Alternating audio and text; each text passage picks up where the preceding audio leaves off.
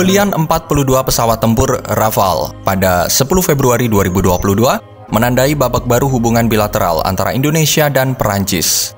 Dassault Aviation sebagai pembuat Rafale untuk kali pertama menggarap proyek pemerintah Indonesia. Namun perusahaan Perancis manakah yang menjadi pionir pengerjaan proyek strategis nasional Indonesia? Compagnie Francaise d'Entreprise atau CFE adalah perusahaan Perancis pertama yang menggarap proyek nasional. Pada tahun 1957, CFE mendapatkan garapan proyek membangun bendungan yang pertama kali dibuat oleh pemerintah Indonesia, yaitu Bendungan Jatiluhur di Purwakarta, Jawa Barat. Presiden Soekarno mengawali peletakan batu pertama proyek Bendungan Jatiluhur ini.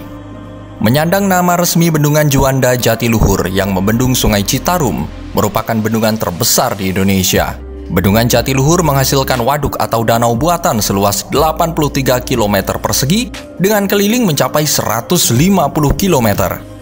CFE, perusahaan yang merupakan bagian dari korporasi usaha Suez Group, didirikan tahun 1956 atau setahun sebelum mendapatkan proyek pembangunan Bendungan Jatiluhur. CFE tidak pernah menyelesaikan pembangunan Bendungan Jatiluhur dan menarik diri setelah terjadi kekacauan politik di Indonesia tahun 1965 yang ditandai dengan kejatuhan Presiden Soekarno.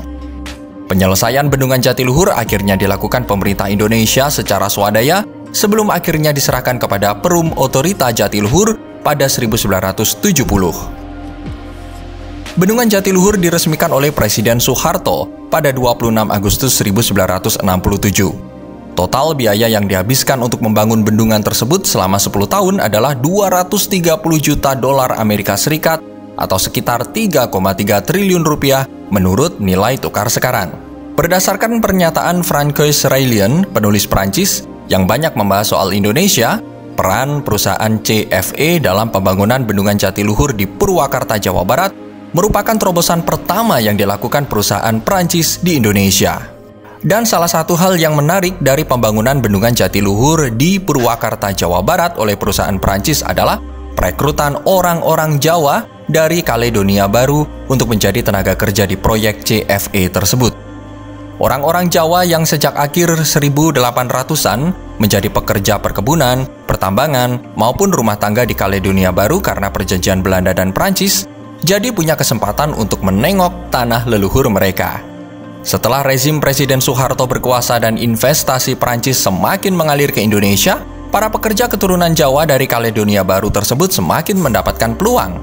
Berbekal kemampuan berbahasa Prancis yang fasih, mereka banyak bekerja di perusahaan Prancis, konsulat, kedutaan, sekolah-sekolah, atau industri pariwisata yang meledak di tahun 1970-an. Dan pada akhirnya, koran Le Monde terbitan 3 Juni 1974 memuat artikel soal perusahaan CFE. Disebutkan dalam artikel tersebut, CFE mengalami kerugian besar sehingga terpaksa melakukan pemutusan hubungan kerja alias PHK. Tidak disebutkan apakah PHK tersebut karena proyek pembangunan Bendungan Jatiluhur Purwakarta, Jawa Barat yang tidak mampu diselesaikan. Keputusan tersebut diprotes oleh serikat pekerja perusahaan tersebut. Mereka akan mengintervensi Inspektorat Tenaga Kerja dan beraudiensi dengan Menteri Tenaga Kerja Prancis saat itu, Michel Duravour. Dan masih menurut laporan Le Monde, CFE dalam 4 tahun terakhir mengalami kerugian hingga 110 juta franc atau setara 272 miliar rupiah saat ini.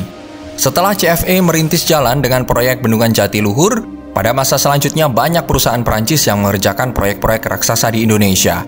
Sebutlah di antaranya Alcatel yang mengerjakan proyek jaringan GSM, Arianespace dengan peluncuran satelit Palapa, Boygus yang menggarap 11 gedung pencakar langit di Jakarta, Bell yang mengerjakan proyek komputerisasi Badan Kepegawaian Negara atau BKN, dan France Telecom yang bekerja sama dengan Astra membangun 500.000 saluran telepon di Sumatera.